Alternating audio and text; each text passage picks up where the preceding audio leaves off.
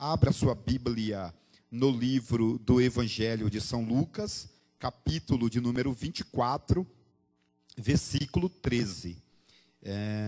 Livro do Evangelho de São Lucas, Lucas que foi um discípulo, né? Um discípulo. Ele não foi apóstolo de Jesus, não é verdade? Lucas não foi apóstolo, mas foi discípulo. Isso é muito importante. Lucas, capítulo de número 24, versículo de número 13, é uma palavra de ensino, não é verdade? Que hoje é culto de ensino, é uma palavra muito boa, eu acredito que Deus vai estar falando com todos nós neste momento. Lucas capítulo 24, versículo de número 13.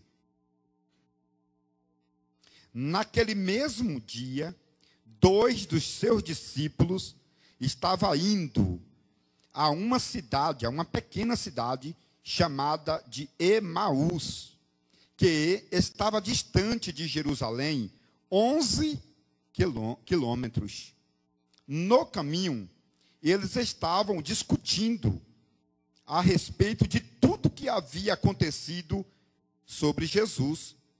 Enquanto eles conversavam e discutiam esse propósito, o próprio Jesus se aproximou deles e entrou na conversa e começou a conversar com eles. Porém, os olhos deles estavam encobertos. Esta é a palavra, vamos fazer uma oração. Pai, fala conosco, como o Senhor já tem falado, meu Deus, nesta noite maravilhosa. Fale com cada um dos irmãos e irmãs que se encontra no seu lar, em sua residência. Ó, meu Deus e meu Pai, nós sabemos que o Senhor tem uma palavra e algo especial para cada um de nós. Por isto, Pai, ministra em nossos corações, ministra através do Teu Espírito Santo essa palavra em nossa alma, porque a Tua palavra diz que a Tua palavra é luz, é vida para nós. Por isso nós Te amamos e amamos a Tua palavra, e a Tua palavra viva pode sim fazer guarida em nossos corações. Muito obrigado por tudo, nós oramos e já Te agradecemos em o nome de Jesus. Se assente, meus irmãos e minhas irmãs, vocês que estão em casa podem me acompanhar. Hoje nós temos aqui um culto com a palavra, um culto maravilhoso, e eu estou feliz, muito feliz, porque Deus tem feito a sua obra. E fico mais feliz quando eu ouço o pastor José Alves, né, e o vice falando aqui sobre esse projeto, que é muito grande. Isto aqui é coisa séria, não é coisa pequena, não. E eu acredito que nós devemos fazer a obra do Senhor enquanto é dia, porque a noite vem. Eu sempre falo isto, que a noite vem. Se você não fizer a obra agora, talvez amanhã possa ser muito tarde para você. Então, se Deus te deu a oportunidade de fazer a obra de Deus, meu irmão e minha irmã, faça com urgência. Faça com urgência, porque Deus tem pressa em propagar a sua palavra. E, através de um ministério deste, muitas pessoas serão atraídas para a presença de Deus. Pode ter certeza, pode ter certeza. Então, Deus tem pressa. Então, se Deus está te convocando para fazer a obra, faça. Faça, porque Deus tem pressa realmente. A palavra de Deus, que Deus colocou aqui no meu coração, para passar para cada um de vocês que estão em casa e aqui também na igreja, é sobre essa história no caminho de Emaús. Eu até coloquei um tema que fala mais ou menos o seguinte: coisas boas acontecem no caminho de Emaús. Eu já li aqui nessa Bíblia arqueológica, e a Bíblia arqueológica vai dizer aqui que a cidade, essa vila chamada Emaús, que significa cidade do brilho, estava a 11 quilômetros de Jerusalém. E esses 2 discípulos estavam amargurados, porque Jesus tinha morrido e não tinha aparecido para ninguém, né? E aí eles estavam desesperados e fugiram da cidade de Jerusalém. Eles fugiram, ficaram com medo e fugiram. Então, se você pegar uma Bíblia mais antiga, como essa arqueológica, você vai entender que esses 2 discípulos, Cleópatra e também o outro se chamava Lucas.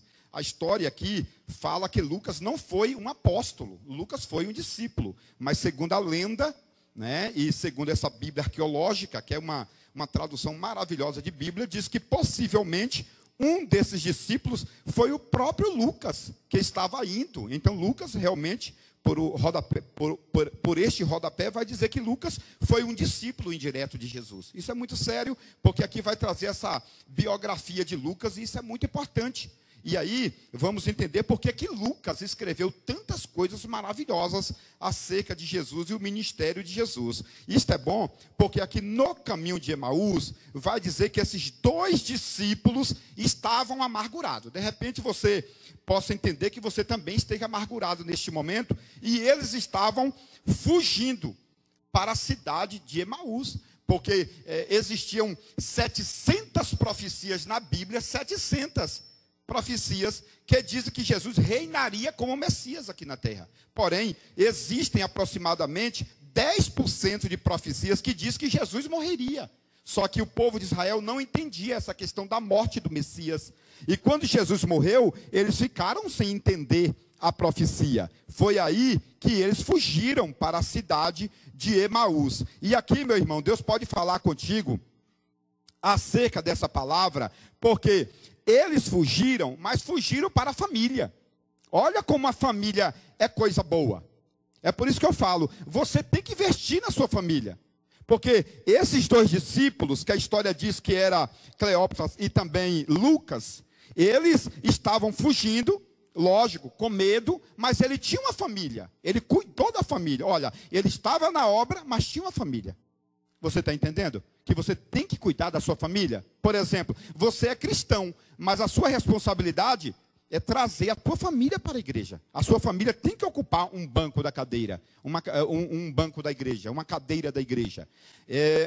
Uma dessas poltronas aqui é da sua família. Você tem que entender este detalhe maravilhoso. Esses dois discípulos aqui, eles fugiram, mas eles tinham ideia. Eu fujo para a minha família. A minha família é coisa boa que Deus entregou na minha vida. E a igreja também é a sua família. De repente você está na sua casa agora, constrangido, não é verdade? Mal-humorado por causa da pandemia. E ficamos dentro de casa, realmente usando máscara às vezes. E aí, meu irmão, Deus fala, cuida da tua família, porque a tua família é coisa especial. Hoje não é culto de palavra, não é verdade? Então a palavra de Deus está dizendo, cuida da tua família, principalmente na questão espiritual.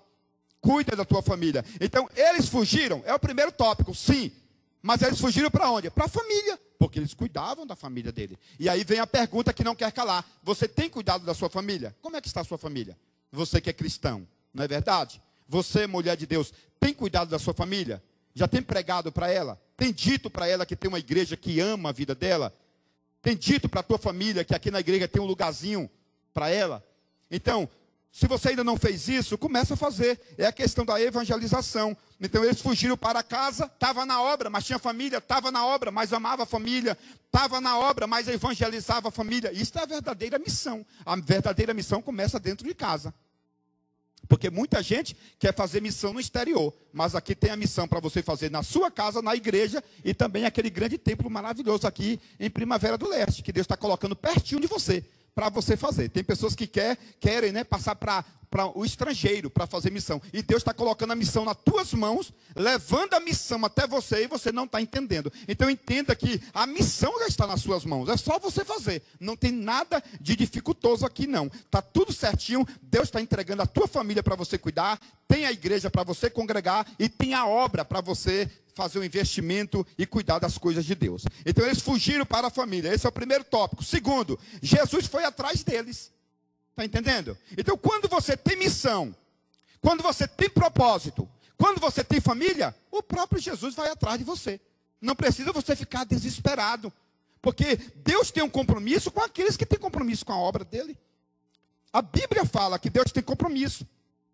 Ele cuida daqueles que Ele amam. Então, se você ama a obra de Deus, se você ama a sua família, lógico, tem momento que você vai ficar apavorado. Esses dois discípulos estavam apavorados, não é verdade? Eles estavam andando com Jesus 3 anos e meio, que foi o ministério terreno de Jesus, aproximadamente 3 anos e meio. Eles largaram tudo, a empresa, largou tudo para seguir a Jesus. Mas agora eles estavam frustrados, porque Jesus morreu e ainda não tinha ressuscitado para eles, não tinha aparecido para eles, e eles ficam desesperados, mas Jesus faz o quê? Poxa, meus filhos estão desesperados, eu não vou deixar eles nesse desespero? Porque se você tem missão na sua vida, tem obra, é crente, meu irmão, o desespero vem, mas Jesus vai ter um encontro no caminho de Emaús.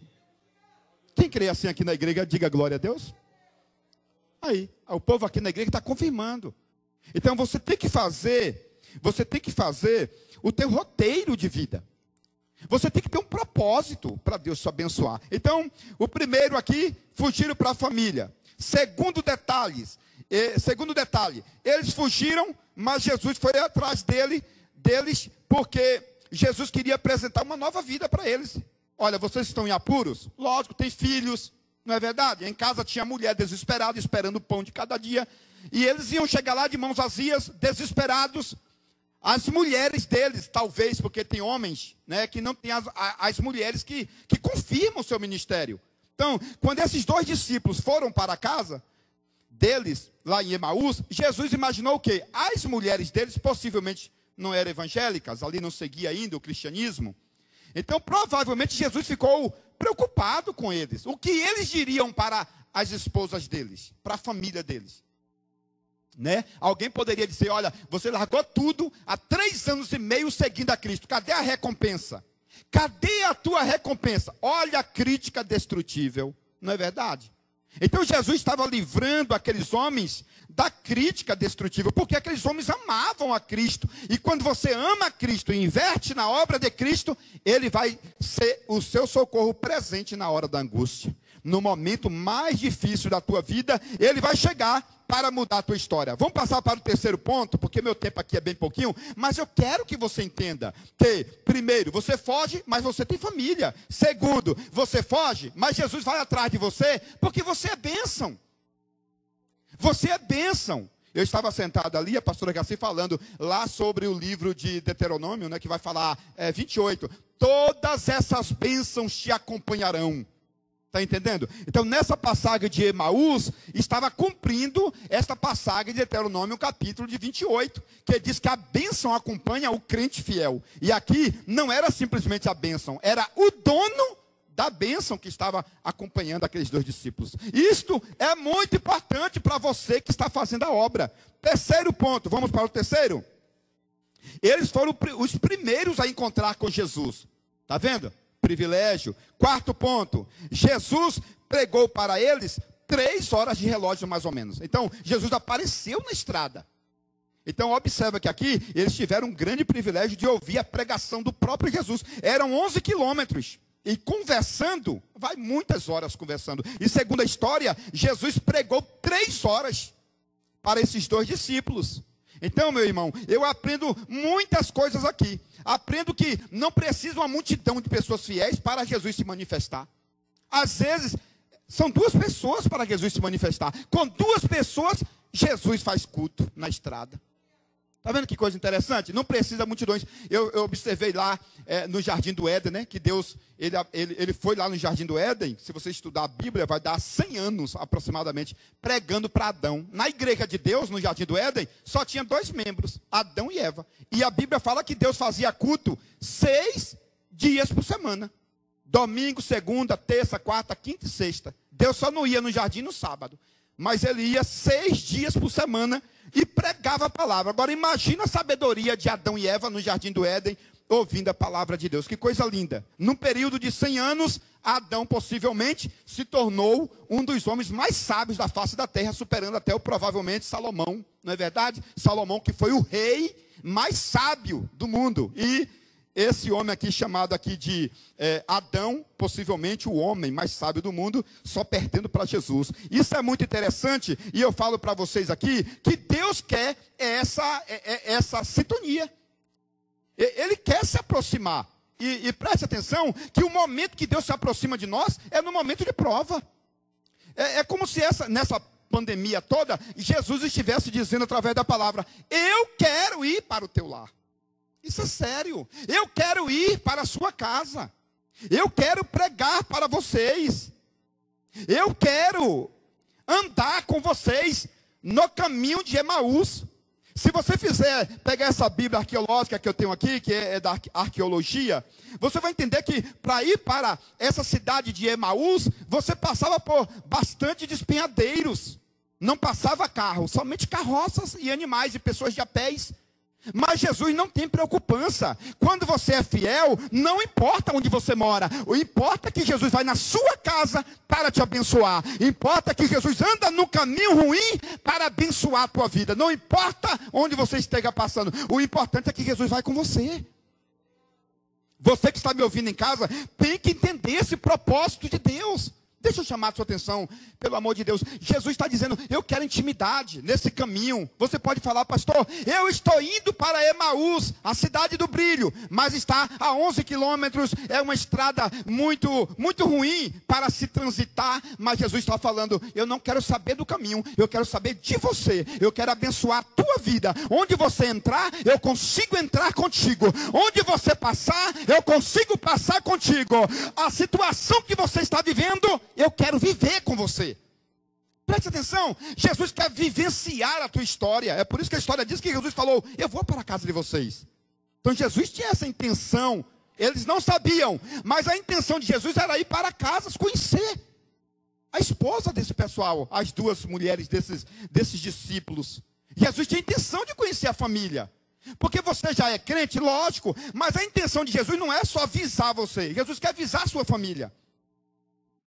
Jesus quer avisar a sua casa. É por isso que Jesus está indo para Emaús. Vamos passar para mais um tópico aqui, para você entender que Deus tem esse propósito de abençoar você e a sua família. Você tem que ter isto no teu coração, que mesmo você sem saber, Jesus quer entrar na sua casa e mudar a sua história e a história de toda a sua família. Vamos ver aqui mais um detalhe, que é o quinto ponto, aqui que vai dizer, Jesus, entrou na casa deles. Então, Jesus fez de conta que ia passar para mais longe. Então, Jesus não ia entrar naquele vilarejo.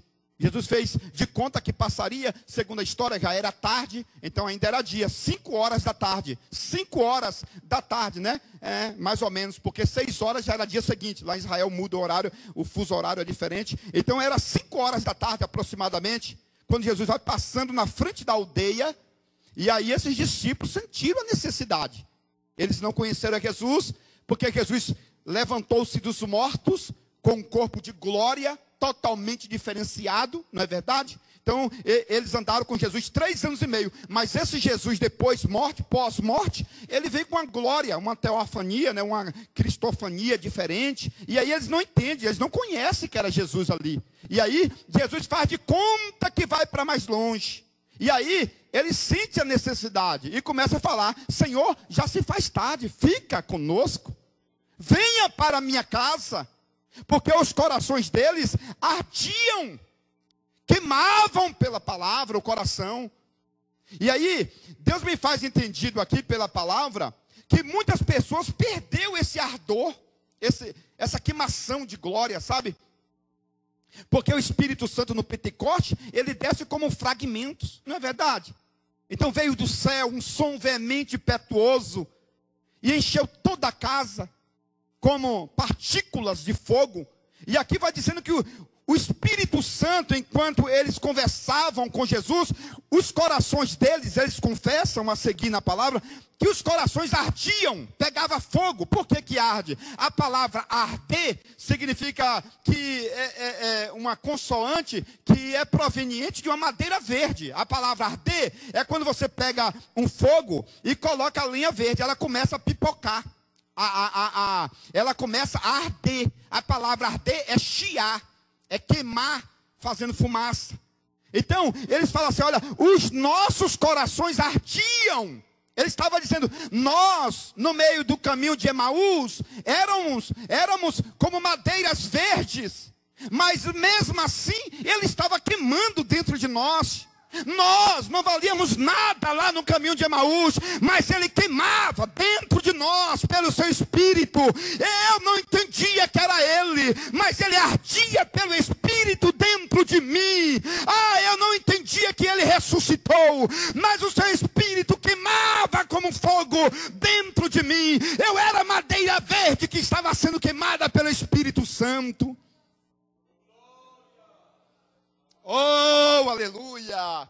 Deus me faz entendido aqui que muitas pessoas olham para a circunstância da vida. Você acha que você é pecador, que você não vale nada.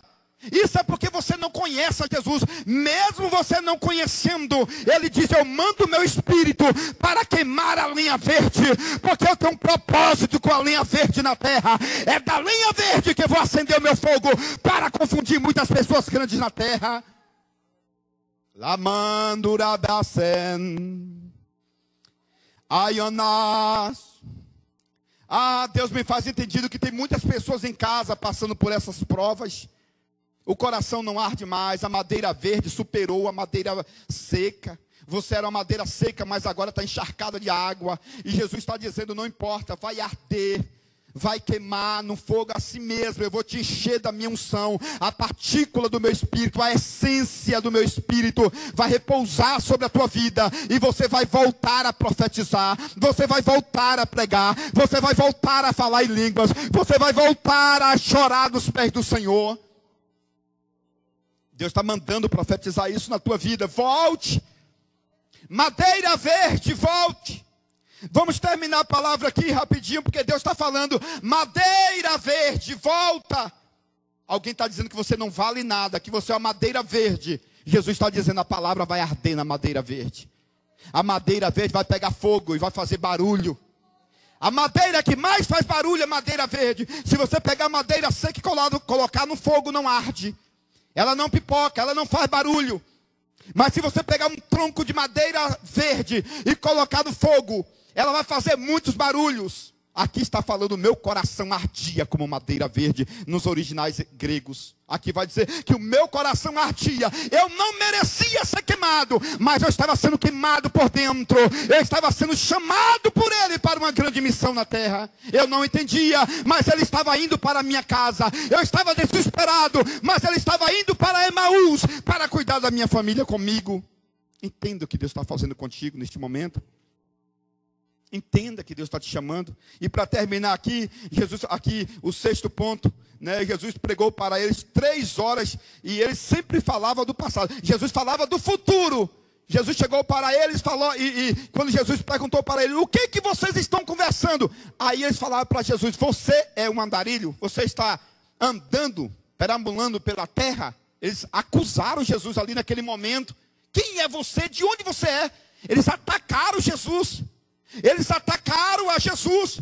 Mas Jesus não leva desaforo para casa. Ele é o Senhor do Senhor. Jesus olhou para ele e falou: vocês é nécio.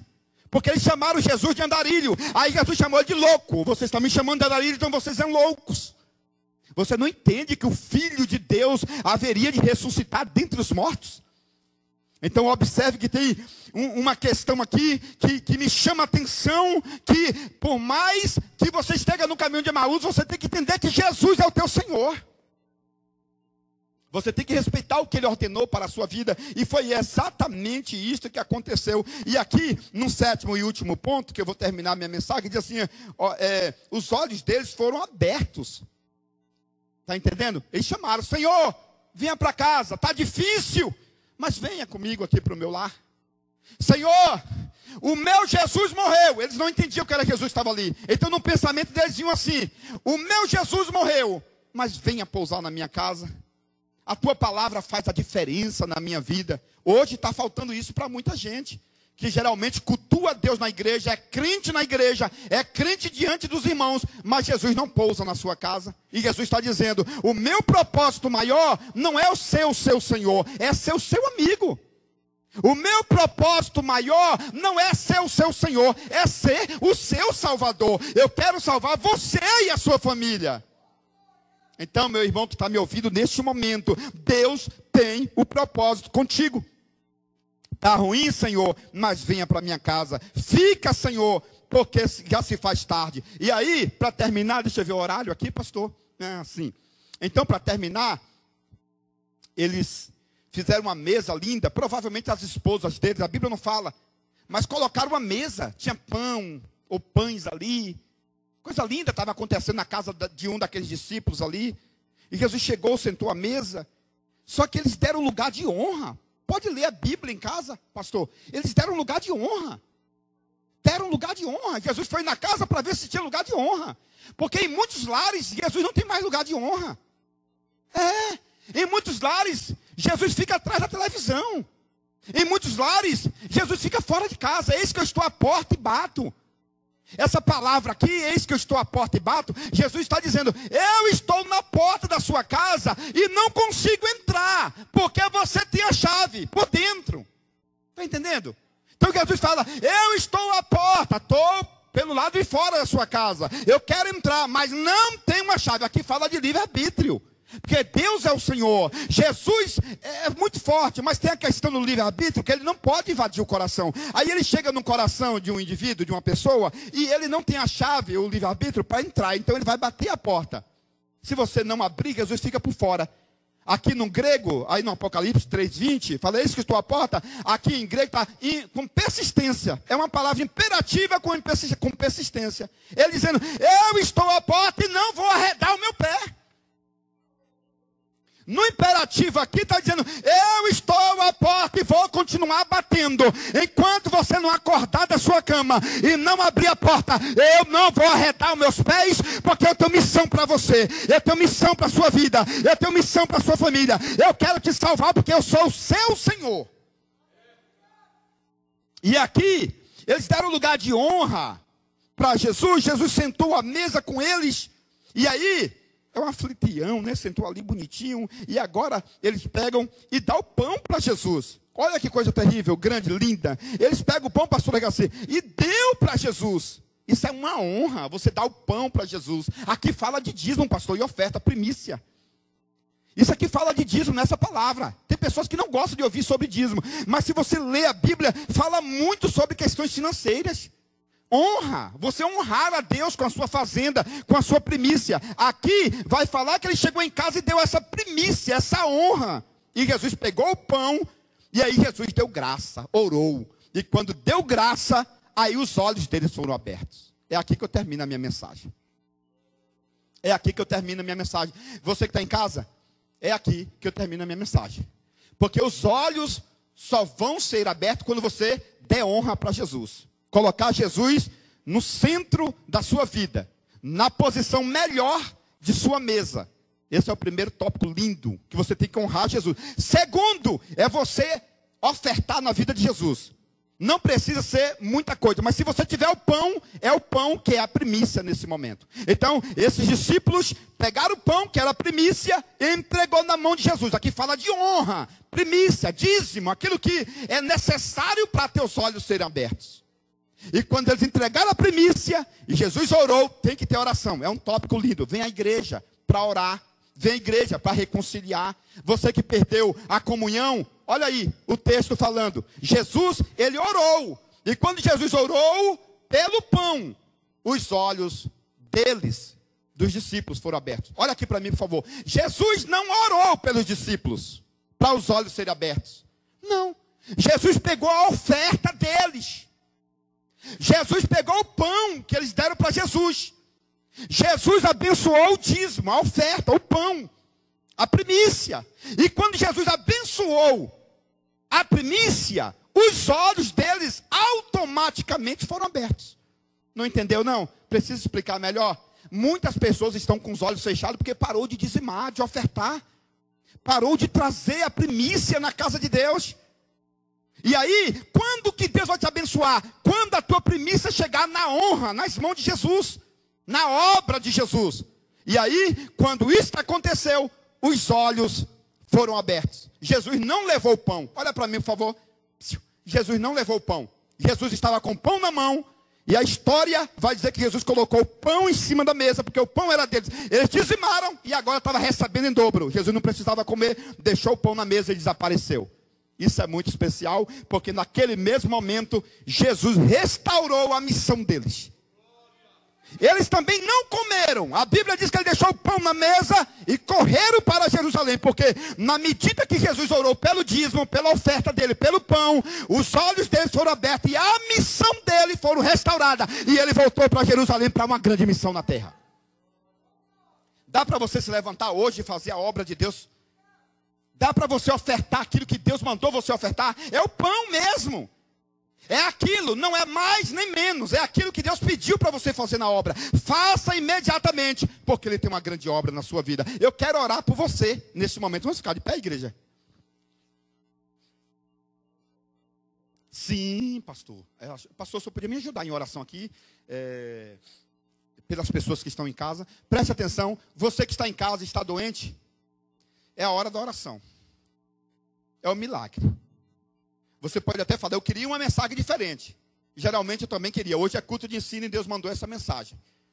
É o pão que você parou de entregar na mão de Jesus. E é esse pão que vai abrir teus olhos. É a oferta que vai abrir teus olhos. Não precisa o pastor orar por você. Basta você trazer a oferta para os teus olhos abrir e você ingressar em uma grande missão na terra. Não precisa o pastor ficar colocando a mão na sua cabeça. Não. Traga, porque quando a oferta chegar nas mãos de Jesus no reino espiritual, os teus olhos no seu trabalho, na sua casa, vai ser aberto. E aí você vai ingressar na missão. Vai ingressar na missão. Isso é muito sério. Vamos orar agora? Pronto aí, pastor Garcia. Vamos orar. Pai, eu quero neste momento, Senhor, orar por todas as pessoas que estão aqui, meu Pai, na igreja, na nave da igreja, Senhor. Pai, eu quero estar orando por todas as pessoas que estão em casa, nos assistindo. Esse irmão, essa irmã, Senhor, esse homem de Deus, essa mulher de Deus, que perdeu a fé, que perdeu a esperança, mas o Senhor está chamando agora para uma nova missão, porque é no caminho de Emaús que o Senhor vai fazer milagre. É quando não há mais esperança que o Senhor vai entrar na estrada para mudar a história do teu povo.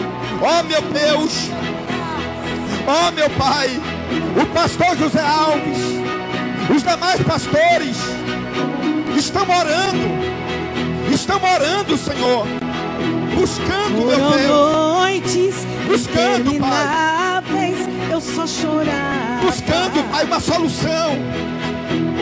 Vem no auge, você que está em casa, deixa Deus se levantar, lá mandará e assignar. Mas eu sobrevivi. Você que está em casa, deixa Deus te levantar para uma nova missão. E a sorte, de novo, sim, meu Deus, Deus está falando com você agora. Deus, aleluia, bem debaixo, aleluia, de suas asas, nenhuma peste, aleluia, nenhuma flecha. Profetiza aqui, pastora Garcia, profetiza com a gente. Porque o pastor José Alves já está orando. Eu aprendi a perder, perdendo, aprendi a subir, descendo. Maravilha! Agora Deus, agora Deus. Eu cresci, aleluia! E cresci, diminuindo, apareci, desaparecendo. E o poder de Deus na minha fraqueza se aperfeiçoou. Tem coisa boa chegando. Tem algo acontecendo. E não importa o que eu sou. Aleluia! O que importa é que eu sobrevivi. Tem coisa boa chegando. Maravilhas. Tem algo acontecendo. Recebe a presença de Deus. E não importa o que eu sofri. Recebe a cura. O que importa é que eu sobrevivi. Aleluia! Oh meu Deus! Profetiza, pastor José Alves. Aleluia! Tem coisa boa chegando para os seus filhos da terra. Erga a cabeça, porque o Senhor está voltando para levar a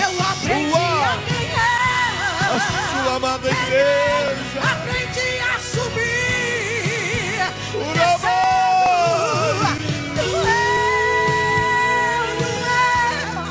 Mas eu cresci.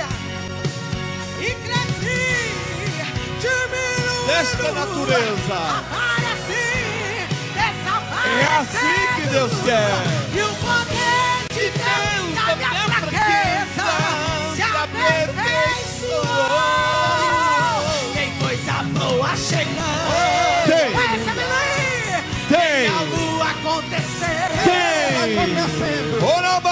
Rabadará. Não importa o que eu sofri, o que importa é que eu Algo de Deus te aguarda. sobrevivi. Tem coisa boa chegando. Eu creio, tem algo acontecendo. E não importa o que eu sofri, o que Senhor, importa entra nessa que casa. eu Entra nessa família sobrevivi. e faça algo acontecer a partir de agora. Sobrevivi. Sobrevivi.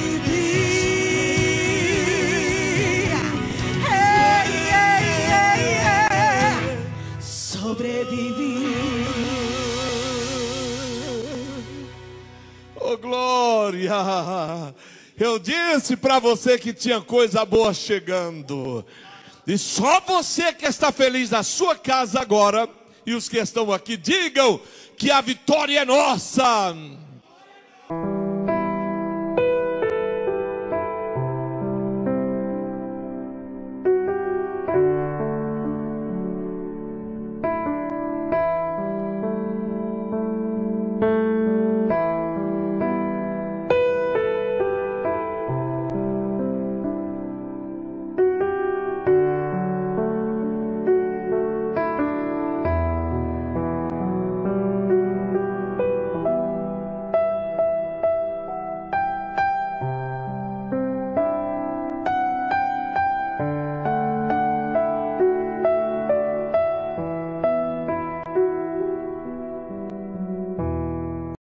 Atenção, você que gosta de conhecimento profundo. Agora você pode adquirir o livro mais importante de todos os tempos, As Revelações Completa do Livro de Gênesis, por Matusalém, especialista. Nele você poderá encontrar mais de 1000 detalhes relacionados ao Antigo e Novo Testamento, como por exemplo, onde Deus morava antes da criação do céu e da terra. Se Deus não tem fisionomia, como o homem pode ser a sua imagem? Adão era branco, moreno ou negro? Eva foi criada da costela ou do cromossomo de Adão? A serpente do Éden era macho ou era fêmea? A serpente voava ou era transladada pelo diabo? Nabucodonosor se transformou em lobisomem por 7 anos? Isaac tinha 30 anos quando Abraão tentou sacrificá-lo? Os demônios são filhos do diabo ou anjos caídos? Este livro é importantíssimo e abrange mais de 1000 detalhes, tanto do Antigo como do Novo Testamento. Mais informações pelo telefone 62 99408-0257 ou 62 99372-7723. Atenção, líderes e liderados. O livro mais esperado de todos os tempos foi publicado. A revelação completa do livro de Gênesis por Matusalém, especialista. Nele você poderá encontrar detalhes importantíssimos da história antiga relacionada à vida cultural e religiosa dos judeus. Exemplos: 1. A árvore da vida era uma videira e a árvore do conhecimento era uma figueira. 2. Os animais que entraram na arca com Noé eram filhotes que vieram do Éden e por isso não eram carnívoros. 3. Jacó pintava as ovelhas com tinta das árvores para enganar seu sogro Labão. 4. Jacó tinha 90 anos de idade quando lutou com um anjo por 7 horas e sofreu a segunda circuncisão. 5. O povo de Israel recebeu as tábuas da aliança em um domingo, o qual se tornou o primeiro Pentecoste judaico. 6.